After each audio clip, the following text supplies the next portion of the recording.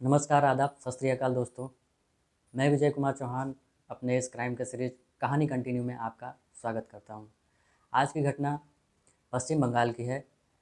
कोलकाता से लगभग 117 किलोमीटर दूर वर्धमान केतु ग्राम की, जहां पर एक पत्नी नौकरी हासिल कर लेती है और उस नौकरी के चलते उसके पति ने अपने दो दोस्तों के साथ मिलकर उसका हाथ काट देता है।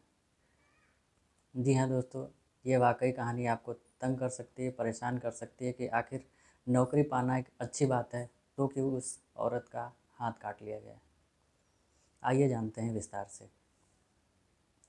एक महिला है 25 वर्ष की, जो कोलकाता के आरजी कर मेडिकल कॉलेज से अपना नर्सिंग का ग्रेजुएशन कंप्लीट करती है लगभग 2 साल पहले, और वहीं नर्सिंग का काम भी करने लगती है। जब उसका वर्क एक्सपीरियंस और अब आगे बढ़ता है तो अन्य हॉस्पिटल्स में भी जाके अपना नर्सिंग का कार्य जारी रखती है। और उसका एक जीवन में लक्ष्य था कि वो एक सरकारी पर्सन बने, एक सरकारी नर्स बने। वो लगातार पढ़ाई किया करती थी। समय जॉब करने के बाद जो समय बचता था वो अध्ययन भी किया करती थी, ताकि वो अपना टारगेट पूरा कर सके। वो बहुत लगनशील और तन्मयता से अपने कार्य को अंजाम देती रही, अपना डेली जॉब करती रही और पढ़ाई अध्ययन भी किया करती थी, वैकेंसीज़ भी देखा करती थी। उसके अथक प्रयास और कठिन परिश्रम के बाद उसको सरकारी जॉब लग जाती है। सरकारी जॉब लगने के बाद वो अपना जो प्राइवेट नर्सिंग का काम कर रही थी उसको त्यागपत्र दे देती है और अपने सिलेक्शन के डेट का इंतज़ार करती है। इसी दौरान उसके पति से उसकी कहासुनी होती है, टेंशन होता है, तनाव होता है नौकरी को लेकर, क्योंकि उसका पति नहीं चाहता था कि उसकी वाइफ नौकरी करे। शायद उसके मन में कुछ शंका था, कुछ डर था। पत्नी इन बातों से तंग आकर, नाराज़ होकर, रोज़ रोज़ के कहासुनी से परेशान हो गई और वो अपने मायके चली गई मई 2022 में। फिर 4 जून 2022 को वो उसके मायके जाता है और उसको मनाने की कोशिश करता है। जहाँ रेणुका अपनी ज़िद पर अड़ी थी कि नहीं जाएगी वो शरीफुल के साथ, क्योंकि शरीफुल उसके साथ अच्छा व्यवहार नहीं करता था। लेकिन शरीफुल हर प्रयास करता है उसको मनाने का, बोलता है कि रेणुका तुम जैसा चाहो वैसा करो, तुम्हारी नौकरी लग गई है, अब तुम अपने हिसाब से जीवन यापन कर सकती हो, मैं तुम्हें कुछ नहीं बोलूँगा। मुझे भी अकेलापन खाया जाता है, अब तुम मेरे साथ चलो, हम लोग साथ में ही रहेंगे। रेणुका मान जाती है और शरीफुल के साथ उसके घर वापस चली आती है। उसी दिन शरीफुल अपने कुछ दोस्तों के साथ पार्टी रखा रहता है। बोलता है कि रेणुका तुम्हारे सिलेक्शन यानी जॉब लगने की खुशी में मैंने अपने दो दोस्तों को पार्टी दिया हुआ है, जिसमें शराब की पार्टी और नॉनवेज की पार्टी होती है। सभी लोग खाना खाते हैं और सो जाते हैं। रेणुका अपने कमरे में सोई थी तो 2-3 बार अपने पति को आते जाते देखी, तो उसको कुछ अजीब सा लगा। उसने पूछा कि क्यों आप बार बार बाथरूम की तरफ आ रहे हैं, जा रहे हैं। तो शरीफुल बोलता है कि मेरे पेट में कुछ दर्द है, इस वजह से मुझे बाथरूम आना पड़ रहा है बार बार। एक्चुअली शरीफुल ये जानना चाहता था दोस्तों कि रेणुका सोई है या जाग रही है। जैसे ही रेणुका की आँख लगती है, वो अपने दो दोस्तों को बुलाता है। एक ने तकिए से रेणुका का मुंह दाब देता है, दूसरे ने एक हथौड़ा लेकर उसके हाथ को कूच देता है और एक ने उसी हाथ को तेज़ धार हथियार से काट देता है। हालांकि इन लोग का टारगेट था कि रेणुका को जान से मार दिया जाए, लेकिन हाथ काटने की वजह से ब्लड इतना ज़्यादा निकलता है दोस्तों कि वो सब विचलित हो जाते हैं, वो छोड़कर भाग जाते हैं।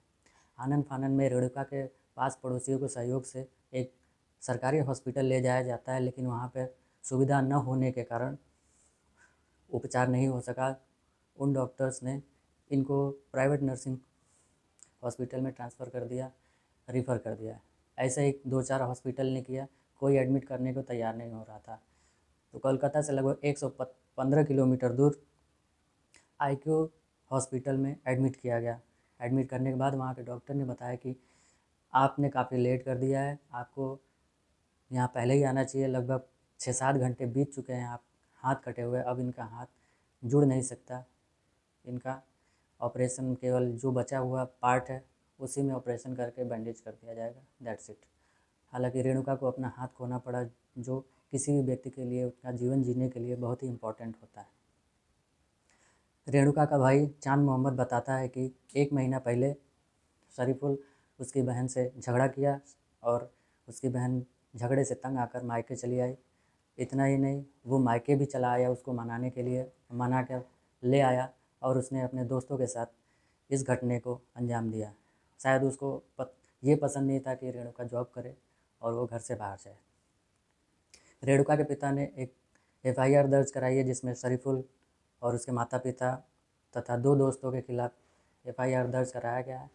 वहाँ के पुलिस का ये कहना है कि इन सब के खिलाफ केस दर्ज किया जा चुका है। फ़िलहाल में ये सभी फ़रार हैं, जैसे ही मिलेंगे इनको कैद में डाल दिया जाएगा। आखिर क्यों शरीफुल ने ऐसा किया? शायद उसको मन में ये डर था। जिस दिन उन लोग ने पार्टी कर रहे थे, उसके दोस्त और शरीफुल, कुछ दोस्तों ने उसके कान भरे, बोले कि अब रेणुका जॉब पर जाएगी, सरकारी नौकरी लग गई है, उसके साथ उसके पास पैसे होंगे, उसको अच्छी जॉब हो गई, स्टैंडर्ड अलग हो जाएगा, उसकी लाइफ स्टाइल अलग हो जाएगी। शरीफुल अब तुम्हारे पास वो नहीं रहेगी, शायद तुम्हें छोड़ सकती है। शरीफुल के दिमाग में ये बात घर कर गई कि अगर ये जॉब करेगी सरकारी तो मुझे नहीं तवज्जो देगी, मुझे छोड़ देगी। इसलिए उसने सोचा कि अगर इसका हाथ काट दूंगा तो कटे हाथ से इसकी जॉब नहीं लगेगी, फिर वो मुझे नहीं छोड़ेगी, हमेशा मेरे पास रहेगी। उसको इस बात का डर था, इसलिए उसने इतनी बड़ी घटना को अंजाम दिया जो कि निहायत ही घटिया और गलत था। अब वो अपने कर्मों का सज़ा भुगतेगा सलाखों के पीछे। क्या दोस्तों, अगर किसी के बहकावे से अपना दिमाग बदल जाए या किसी के कान भरने से हम लोग अपना रवैया, अपना व्यवहार, अपना सोच बदल ले तो ये हमारे कॉन्फिडेंस और हमारे विचारों पर आघात करेगा, जैसा कि शरीफुल ने किया रेणुका के साथ। रेणुका के साथ ऐसा नहीं करना चाहिए। रेणुका बहुत ही अच्छी महिला थी जो अपने परिवार को आगे बढ़ाने के लिए अपना सहयोग देना चाहती थी, अपने परिवार का एक हिस्सा बनना चाहती थी, जो कि एक जिम्मेदार पर्सन ही कर सकता है। उसने अपने सहभागिता अपने परिवार को चलाने के लिए हर संभव प्रयास किया ताकि सरकारी होने के बाद एक मान सम्मान और नियमित रूप से सफल और सुखी जीवन बिता सके। वो एक बहुत बहादुर महिला थी। उसके हस्बैंड के न चाहने के बाद भी उसने इच्छा बनाया था कि नहीं, मैं घर से निकलूँगी, जॉब करूँगी, अपने घर की परवरिश करूँगी। दोस्तों, अगर आपके परिवार की कोई भी बेटी या महिला कुछ इच्छा बनाती है कि हम अपने परिवार का सहयोग करेंगे तो उसका स्वागत कीजिए, क्योंकि बेटी और महिला जो भी है घर की लक्ष्मी होती है। जो भी चाहेंगी घर का भला ही चाहेंगे, घर का अच्छा ही चाहेंगे। अगर हस्बैंड वाइफ हैं, दोनों एक गाड़ी के 2 पहिया होते हैं, एक साथ चलेंगे तभी आगे बढ़ेंगे। उनको लज्जित ना करें, उनको होपलेस ना करें, उनको कॉन्फिडेंस दें, क्योंकि अगर घर से वो मजबूत रहेंगी, इच्छा शक्ति उनका मजबूत रहेगा तो आगे हौसलों से, आगे की समस्याओं से वो लड़ सकेंगी, आगे की आने वाली परेशानियों से जूझ सकेंगी और वो अपने मकसद में कामयाब होंगे।